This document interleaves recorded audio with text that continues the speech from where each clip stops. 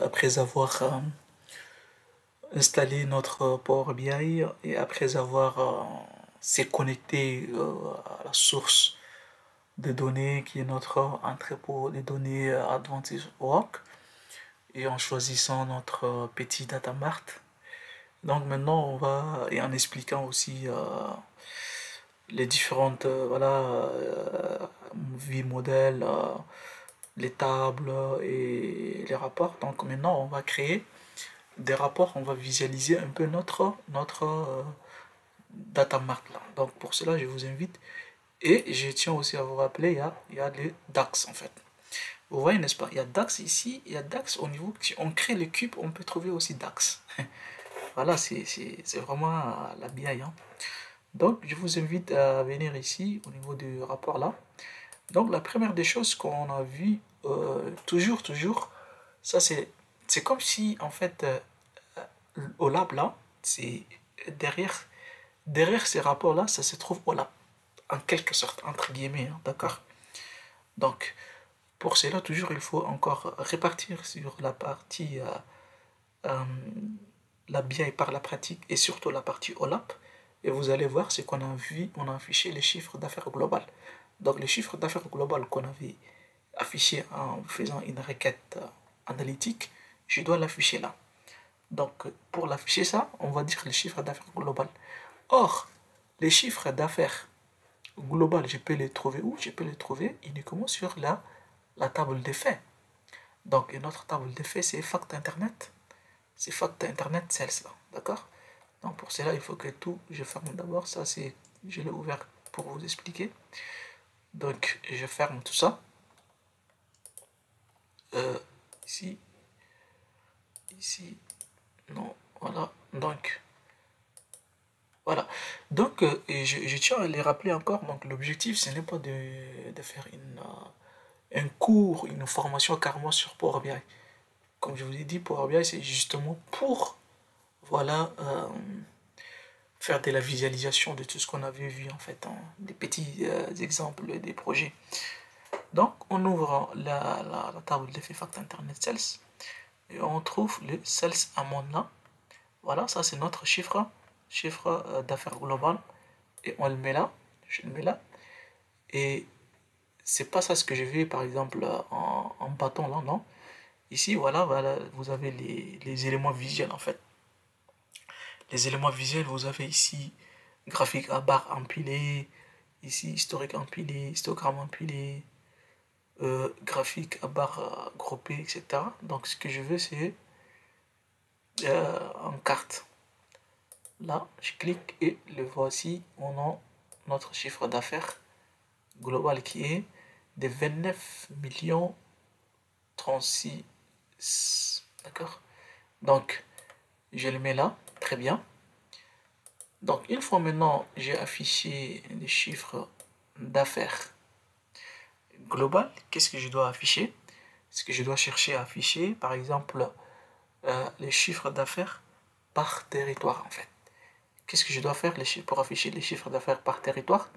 Toujours ici, sales à mon nom, je le mets là, d'accord? Et les territoires, ça se trouve au niveau des dim sales territory. Donc je déplie les dim sales territory ici. Et je dois chercher les sales territory country. Donc on a ici sales territory country là, d'accord? Et j'ai fait un drag and drop et je le mets là. Et le voici, ça c'est chiffre d'affaires par pays. On a United States, on a Australie, on a United Kingdom, on a Germany, on a France et on a Canada. Donc ça c'est les chiffres d'affaires par pays. Donc vraiment on est en train de créer un rapport.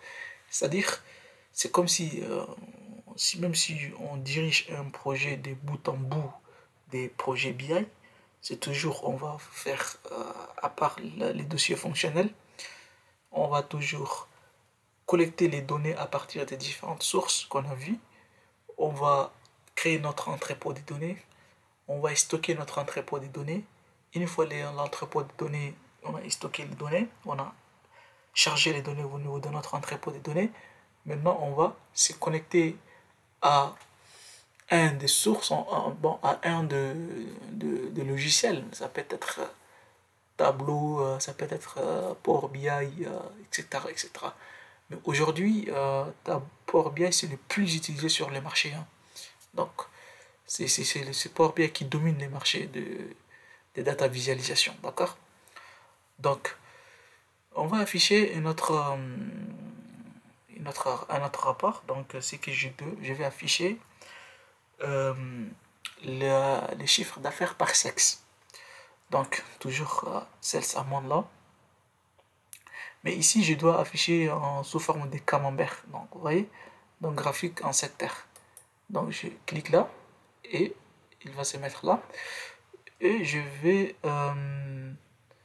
sales amount, voilà, chiffre d'affaires, sales amount par sexe. Donc, les sexes, je peux les trouver au niveau de customer.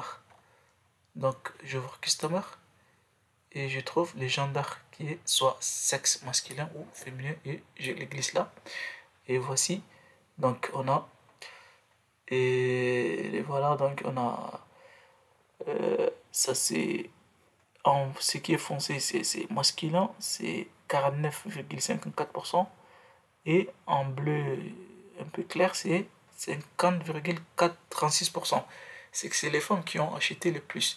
Vous voyez, n'est-ce pas? Donc, avec la visualisation des données, on voit les choses d'une manière très claire. Et c'est vraiment, ça donne même un sens, quoi. Donc, après cela, je dois afficher le ordre, c'est-à-dire la quantité vendue par territoire. Donc, juste la quantité vendue par territoire. Et pour cela, je vous invite à faire sous forme de carte. Donc, c'est ça, carte. Je clique là. Et. Oh, c'est quoi ça? CTRL, CTRL Z. J'ai fait là. Non, CTRL Z. Ok, donc, carte. Ok. Donc, order quantity. C'est où le order quantity? C'est au niveau des tables d'effet qui est fact and sales. Order quantity. Voilà, je les glisse là. Et sales territory. Donc, c'est-à-dire la quantité vendue par territoire. Donc, j'ai fait le sales territory. Country là. Ok, très bien. Et voilà. Donc, vous voyez.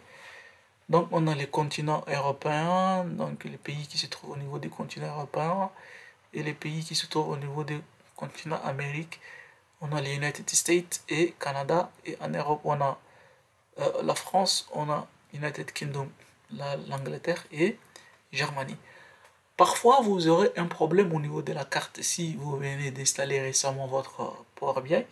Donc, à cela, je vous invite de venir au niveau des fichiers, là, d'accord?